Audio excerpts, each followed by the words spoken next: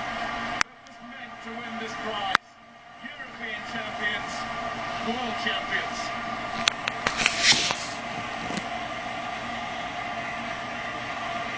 And it is a shame that it is ending like this as far as the Dutch players are concerned. Haranguing Howard Webb and his assistants. They have to take into consideration, Guy, that at the end of the first half they could have been down to 10, maybe even 9 at one stage. So you feel for them in the way that it's extremely cruel that they've lost in such a fashion. However, they've only got themselves to blame. Iker Casillas sobbing with joy.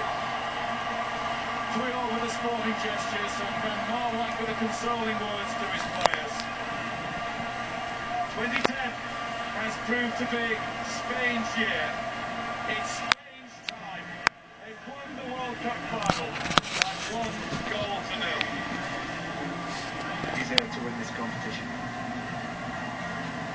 Blatter with a special word to Vicente Del Bosque. An iconic trophy designed by the Italian artist Silvio Gazzaniga.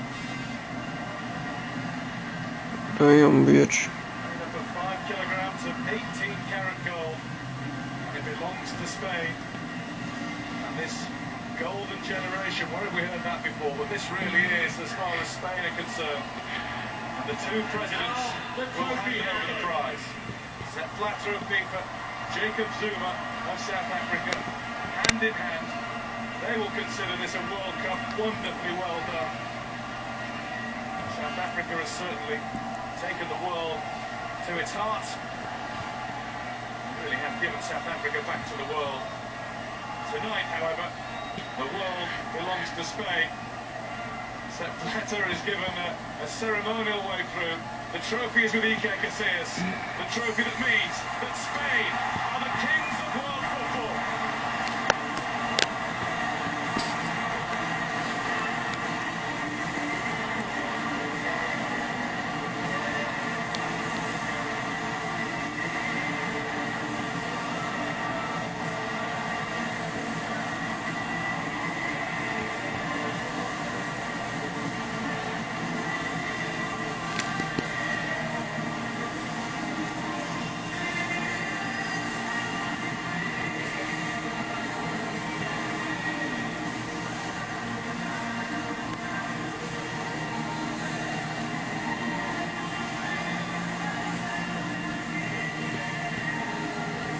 Every single player wants to get his hands on that trophy.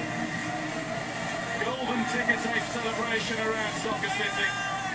Already plans are in place for Brazil 2014, where Spain will no doubt head, providing they qualify, as the defending world champions. Mark, worthy world champions, what would you say about the World Cup in Africa as a whole?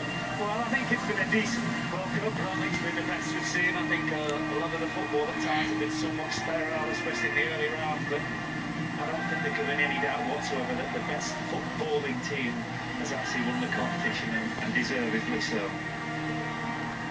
Iker Casillas, the 10th captain to lift this particular World Cup trophy. He doesn't want to let go of it, and Spain will hold on to this moment for a long, long time. Not the greatest of World Cup finals, but the biggest moment ever in Spanish football history.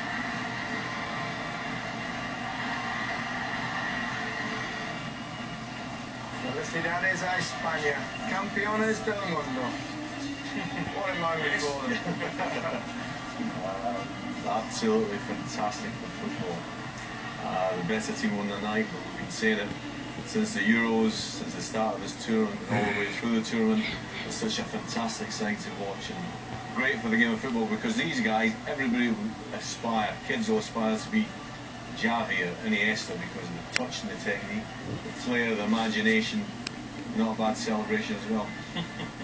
Well, they can all play, can't they? I mean, it's not just Xavi and Iniesta. Right throughout the team, both fullbacks can play.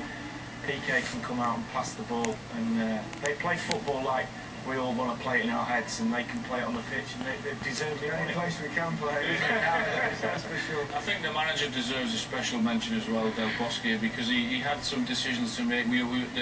constant chat was about Torres, what he was doing right or what he was doing wrong. Was he going to play him? And he left him out at the right time, and he brought Pedro in for the semi-final, and he was probably the best player in the semi-final.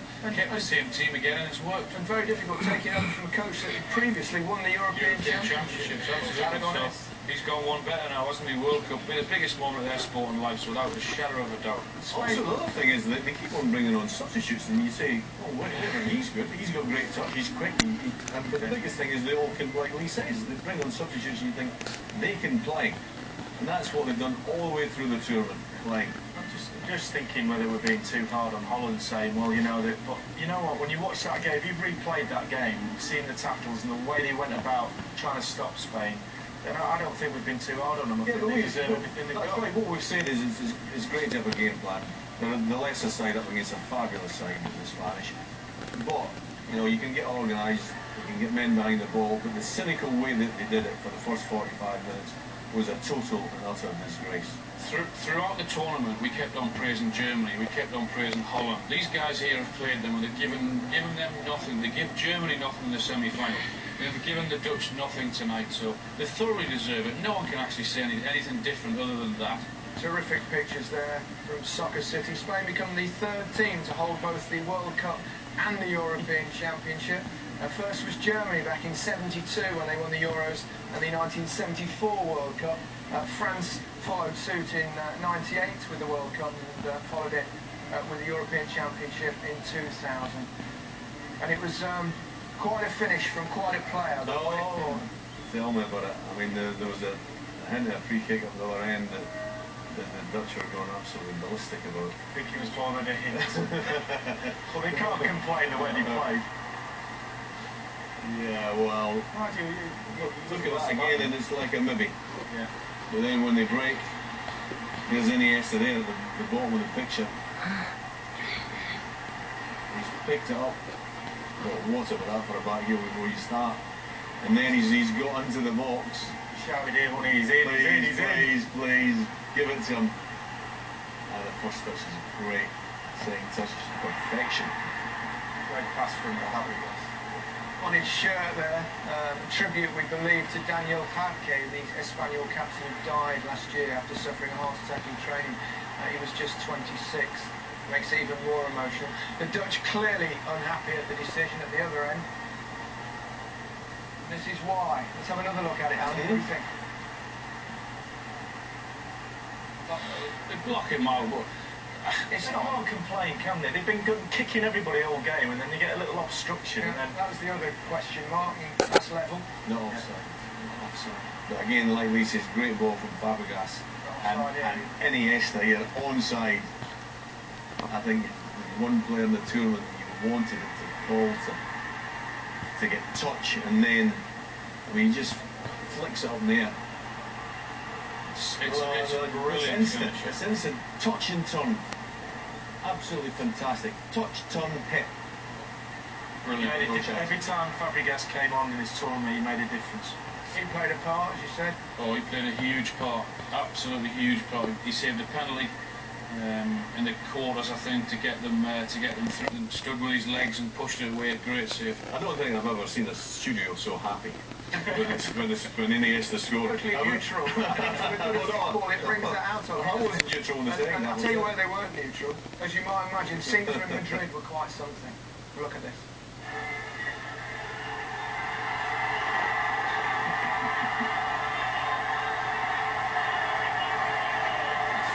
There tonight, eh? Or in the morning. A few headaches here as well. But they support a fabulous team, there's no doubt about that. It'd be nice to experience that one day. Little bitch. We'll keep on hoping. Sometime.